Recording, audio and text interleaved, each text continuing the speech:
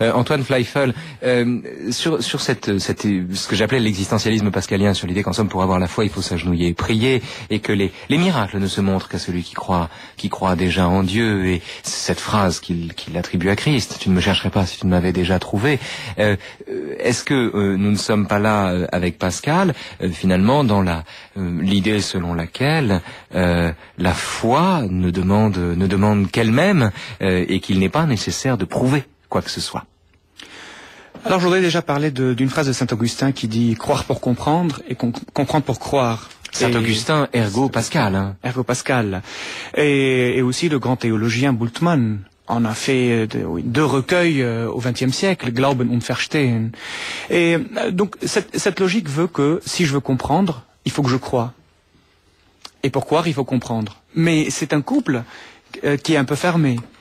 Donc effectivement, pour le monde de la foi, pour comprendre le monde de la foi, il faut croire. En dehors du monde de la foi, on ne comprendra pas la logique de la foi.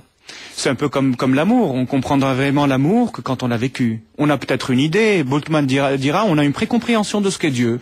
La question de Dieu est une question existentielle qui existe en nous, quand nous sommes face à notre finitude, quand nous sommes face à notre mortalité, à notre impuissance. Mais la vraie compréhension de la foi et de Dieu n'est donnée qu'à celui qui croit. Si on ne rentre pas dans ce mouvement de foi, nous restons en dehors de la foi, ou de la compréhension de la foi et de Dieu. Donc effectivement, ce mouvement de la foi, bien qu'il puisse être rationnel, qu'il puisse être logique, mais il appartient à la propre mouvance de la foi, qui est invisible à celui qui est en dehors de la foi. Vous dites mouvance, vous voulez dire mobilité ici de la foi. Un peu la mouvance entre la foi et la compréhension.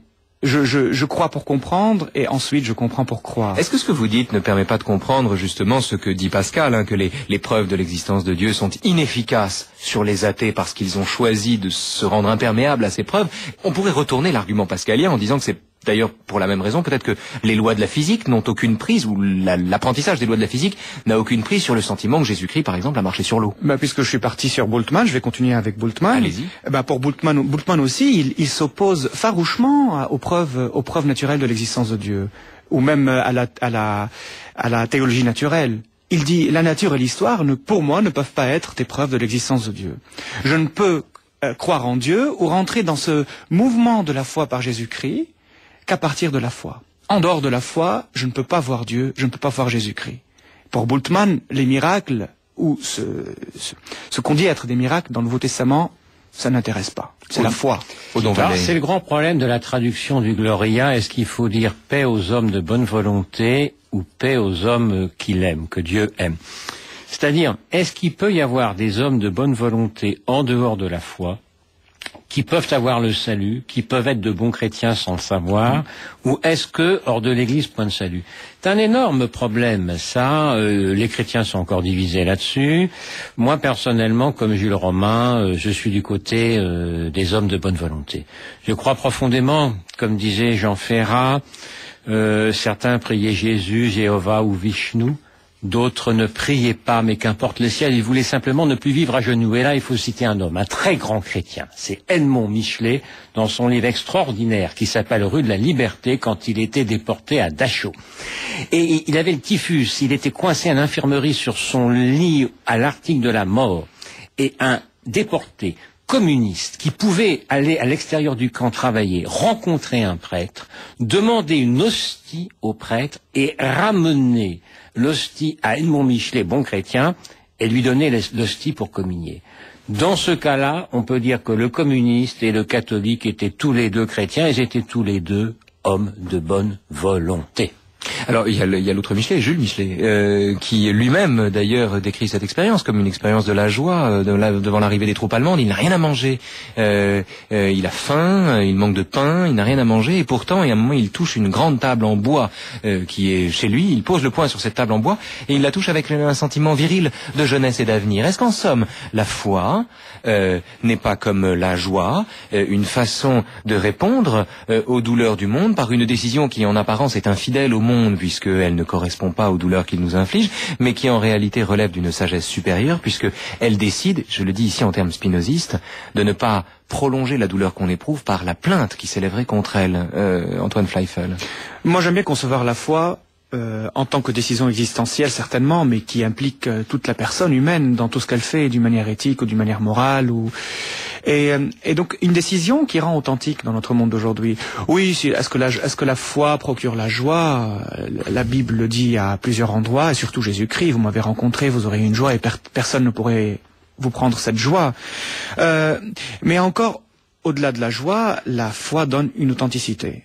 Heidegger, quand il parlait de l'authenticité de l'être humain dans le cadre de l'historicité, il disait « est authentique l'être humain qui se fonde sur lui-même et pas sur le monde. On se fonde plus sur le on, mais sur soi-même. Et là, on commence à être authentique. » Alors ensuite, Bultmann, après lui, il va venir dire « non ».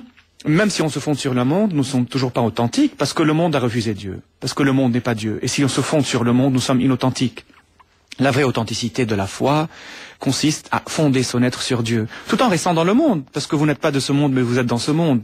Et personnellement, je ne conçois pas le monde comme étant quelque chose de déchu, de très mauvais. Je ne suis pas adepte de cette théologie très pessimiste, mais la foi me donne une authenticité. Alors c'est quoi cette authenticité? C'est de me connaître fils du Père, de me connaître aimé par Dieu, et de savoir que je ne suis pas là par hasard, et de savoir que je suis destiné à un amour, et que je suis destiné à une vie, avec le Dieu de la vie, ce Dieu qui m'a donné la vie et qui n'arrêtera pas de me la donner, maintenant et pour toujours. L'authenticité dont vous parlez ici, l'un et l'autre, ou dont Vallée et Antoine Fleifel témoignent peut-être du fait que, en apparence, rien n'est plus étranger à Dieu qu'une institution qui prétend en interpréter les paroles.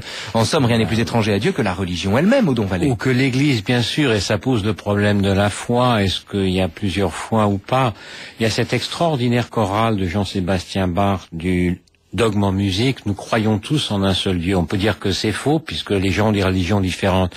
Moi qui ai pas mal bourlingué sur les continents différents et les religions différentes, je pense, oui, que d'une certaine manière, tous les hommes croient en un Dieu, en un seul Dieu peut-être, en un même Dieu peut-être pas, mais tous les hommes croient en un Dieu. Parmi les croyants, je pense qu'ils convergent vers une même religion, une même espérance.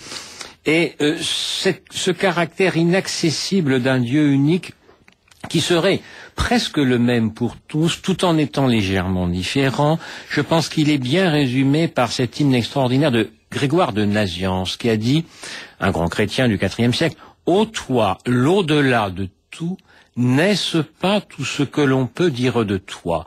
Ça veut dire que sous le nom de Dieu, les croyants vont mettre des tas de choses différentes, mais c'est quand même le même Dieu et on peut pas en dire beaucoup plus que cela. Antoine Fleifel. Oui, bien sûr. Oui, bien sûr. Je crois que parfois on nomme Dieu de 1000 et 100 noms, mais en fin de compte, c'est lui-même qui est présent. Et combien de fois ce Dieu est-il présent dans des expériences de personnes qui ne l'ont même pas connu par son nom, qui ne savent pas que c'est Dieu, que c'est Jésus-Christ, mais il est présent là par leur expérience, qui est une expérience parfois d'amour, d'être tourné dans le prochain, parce qu'en fin de compte, j'aimerais bien reparler d'une question que j'ai omis de parler. En fin de compte, Dieu où il est. Donc je reviens sur l'épître de Saint Jean, qui dit « Personne n'a vu Dieu, mais si nous nous aimons les uns les autres, Dieu demeure en nous, et son amour est parfait en nous. » Et combien de fois Dieu était présent dans l'amour qu'un être humain a donné à son frère, l'être humain qui était différent, qui n'était pas son frère, qui était d'une autre ethnie, d'une autre religion, et Dieu était là. J'en reviens donc à cette question. Rien n'est plus étranger à ce que vous racontez l'un et l'autre, et qui est vraiment magnifique. On est touché par la grâce, là. Studio 167 de la Maison de Radio France. On est en direct. Dieu guérit, on est touché par le miracle avec vous. Oui, vous avez raison. Raphaël signifie Dieu guérit, effectivement. J'en reviens à ce que je disais de la religion. Le Dieu des Juifs. Le Dieu des Juifs, disait Simone Veil, c'est le Dieu de l'être, et ça n'est pas le bien. Et dans le même temps, Simone Veil, qui adhérait profondément au Dieu des catholiques, n'adhérait à aucune des liturgies, à aucun des rites qui étaient ceux de l'Église. En vérité, elle ne les connaissait pas, ce qui ne l'empêchait pas de vivre sa foi pleinement et avec obstination. On peut aussi mentionner le passage du grand inquisiteur dans les frères Karamazov, où le grand inquisiteur voit arriver Jésus réincarné. On est au XVIe siècle, je crois, à Séville ou à Madrid, je me souviens plus. Et il lui dit, et il le menace, de le mettre à mort parce que son existence ou son être compromet tout ce que l'Église a bâti jusqu'ici. Antoine Fleifel. J'aime bien la distinction que fait Karl Barth entre la foi et la religion. Bien qu'il y ait beaucoup qui n'y adhèrent pas, et tout en respectant beaucoup d'ecclésiologie, notamment catholique et orthodoxe. Vous respectez moins les autres ? Non, parce que les ecclésiologies catholiques et orthodoxes soulignent beaucoup l'ecclésiologie. Pour eux, l'ecclésiologie est fondamentale, alors que pour les églises protestantes, cette ecclésiologie, ça dépend. Donc déjà de quel protestantisme nous parlons, mais donc déjà voilà. Et donc il fait une grande différence. Il dit que la foi, elle vient de Dieu. Et la foi concerne Dieu, alors que la religion, elle est créée par les hommes. Ce sont les hommes qui sont regroupés, et donc Monsieur Vallée le sait beaucoup plus que moi. Le phénomène de la religion est un phénomène humain qui existe bien avant le christianisme et qui existe dans beaucoup de cultures et beaucoup de pays. Donc effectivement, la foi, c'est l'invitation que Dieu fait à l'homme de venir vivre avec lui, alors que la religion, c'est un peu ce cadre humain, mais dans lequel certainement Dieu agit aussi. Parce que Dieu agit à travers les hommes, Dieu agit dans sa communauté croyante qui s'est rassemblée, ecclésia, se rassembler autour de la résurrection. Donc il agit ici, mais c'est pour ça que dans l'histoire des religions, nous pouvons trouver beaucoup d'injustices, nous pouvons trouver les croisades, nous pouvons trouver beaucoup de choses. Mais ce n'est pas pour cela que la foi et l'idée de Dieu est mauvaise. Ce que vous dites est également la raison pour laquelle on peut déconstruire l'idée de Dieu ou l'idée d'un Dieu transcendant tout en défendant les religions. Écoutez Schopenhauer. Les religions sont nécessaires au peuple et sont pour lui un inestimable bienfait. Les temples et les églises, les pagodes et les mosquées, dans tous les pays, à toutes les époques, dans leur magnificence et leur grandeur, témoignent de ce besoin métaphysique de l'homme qui, tout puissant et indélébile, vient aussitôt après le besoin physique, Odon Vallée. Oui, bien sûr, mais en même temps, je crois que... Bien sûr, c'est pas si évident. Pascal a dit qu'il veut faire l'ange, fait la bête, et là je suis assez pascalien. Je pense que les églises peuvent être tout à fait infidèles, les religions peuvent être tout à fait païennes. Il me semble qu'il faut réconcilier un petit peu le bien et le mal, qu'on a besoin des deux. Voyez-vous, dans l'épître de Pierre, une des deux épîtres, il est dit Jésus, c'est Lucifer, le porteur de lumière. Alors d'habitude, on dit Lucifer, c'est le diable, mais celui qui porte la lumière, luxe, ça peut aussi être Jésus. Et Jésus est la lumière du monde, un soleil gisant sur ceux qui gisent dans la nuit. C'est tout à fait vrai. En d'autres termes, je pense que la religion, si elle veut uniquement se croire l'envoyé de Dieu, elle pêche par orgueil.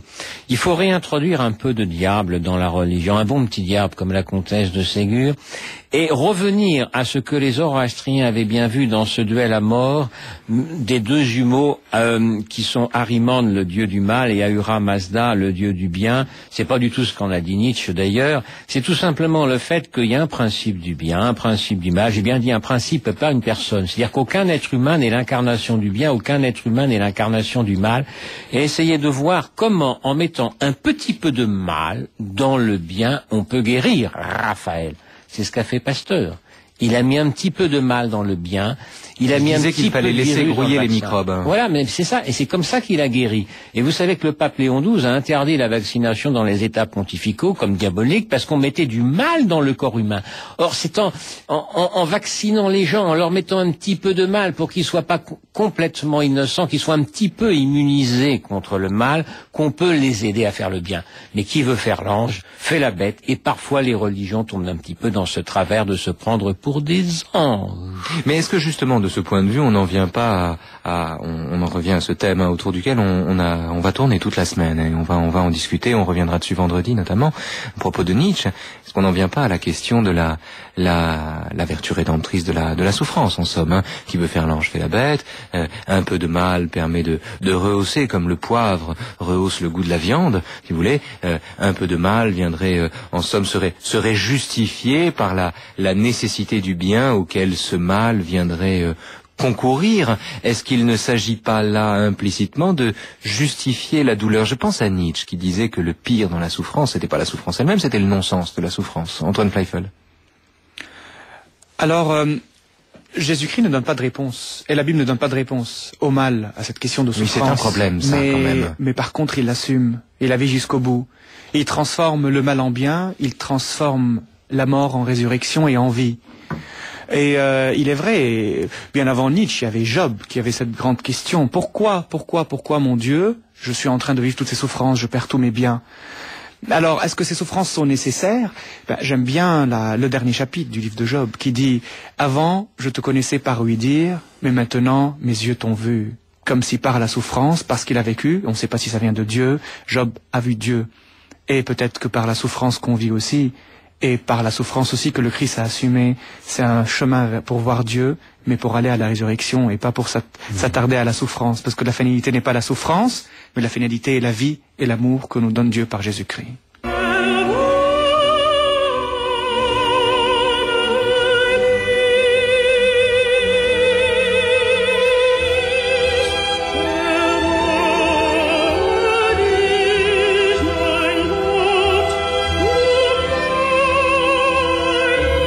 Merci infiniment à vous deux, Antoine Fleifel, Odon Vallée. C'était vraiment un régal de discuter avec vous. Cette émission est trop courte, on a pris l'antenne en retard. Je suis obligé de couper la Passion selon saint Matthieu de Jean-Sébastien Bach. Je préfère celle selon saint Jean, c'est pas grave. Tout va bien.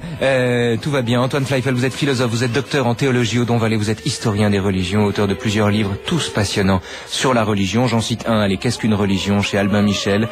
D'autre part, je tiens à mentionner d'ailleurs le livre de Denis Moreau que je recevais hier, dont j'ai oublié de citer l'ouvrage, et qui vient de publier Foi en Dieu et raison, Théodicée, 2 essais de philosophie de la religion aux éditions Cécile Defaux à Nantes.